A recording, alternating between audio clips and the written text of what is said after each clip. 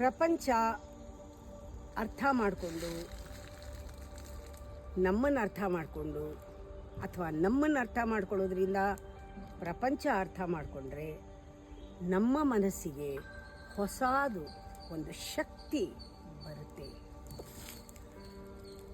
ಸತ್ಯ ಅನ್ನೋದು layer layer layer layer layer ಲೇಯರ್ನಲ್ಲಿ ಅಡಗಿದೆ.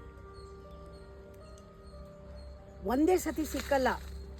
ಆ ಮನಸ್ಸು ಕೂಡ ಪದರವಾಗಿ ಆ ಸತ್ಯದ ಹುಡ್ಕೊಂಡು ಕರ್ಗಿ ಹೋಗಬೇಕು.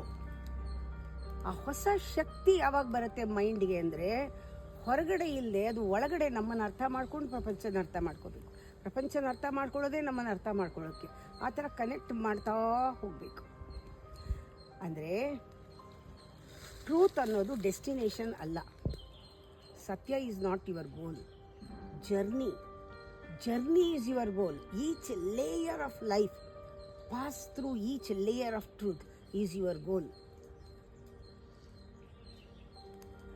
ಅಂದರೆ ಉತ್ತರ ಹುಡುಕಬೇಡಿ, ಸರಿಯಾದ ಉತ್ತರ ಸಿಗತ್ತೆ.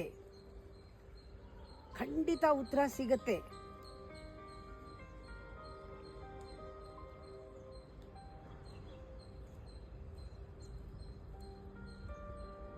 ಸರಿಯಾದ ಪ್ರಶ್ನೆ ಎಲ್ಲವೂ ತಿಳ್ಕೊಳ್ಳೋಕ್ಕಲ್ಲ. ಸರಿಯಾದ ಅಥೆಂಟಿಕ್ ಕ್ವೆಶ್ಚನ್ ಇದ್ದರೆ ಉತ್ತರ ರೆಡಿ.